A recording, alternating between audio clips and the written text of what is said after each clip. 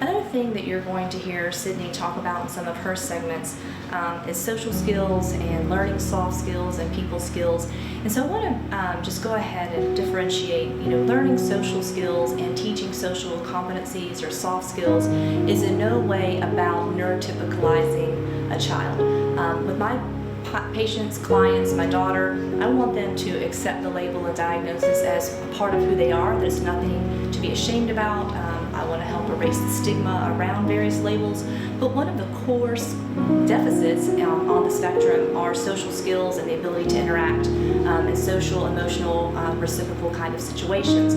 This is going to lead to other problems in teen relationships and romantic relationships, and getting a job and maintaining a job if these social skills aren't learned.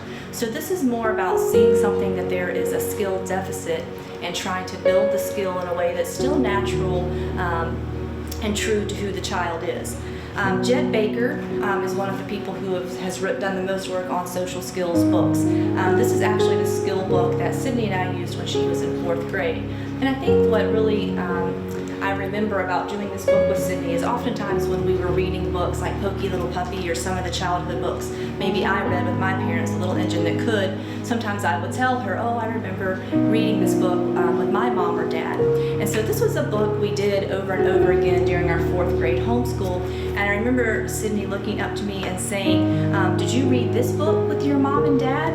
And it was really hard to explain to her that I didn't have to have a book that taught me social skills, that somehow I just knew these things. And the very curious look on her face of, what do you mean you just knew these things? How in the world do you people know these things?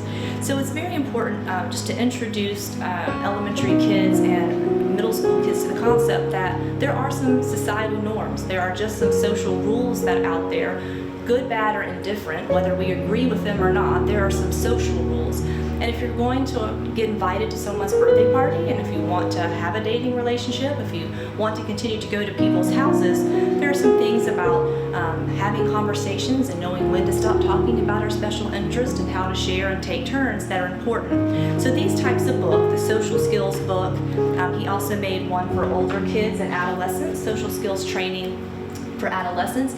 These are great books, especially at schools. If you're a homeschooling parent, you can use these in your homeschool curriculum and then go out and practice them in the real world. If you have a child in public school, this is maybe a curriculum you can suggest for the counselors that are working. This other book I really like, Social-Pragmatic Success for Asperger Syndrome and Other Related Disorders. A new diagnosis we have is social communication pragmatic disorder. So for that, as well as Asperger's, this book really drills down into social interactions and kind of helps build decision trees, helps the student understand the kind of sphere or zones of friends, who's an acquaintance, who's a friend, who's a best friend, what kind of people do we share, what kind of information. How do we know if this person is a friend or someone who's maybe using us or manipulating us? This really kind of gets down into the nuts and bolts of friendships, especially middle school and high school and dating relationships. So these 3 books are ones that I highly recommend for social skills training or social pragmatic success.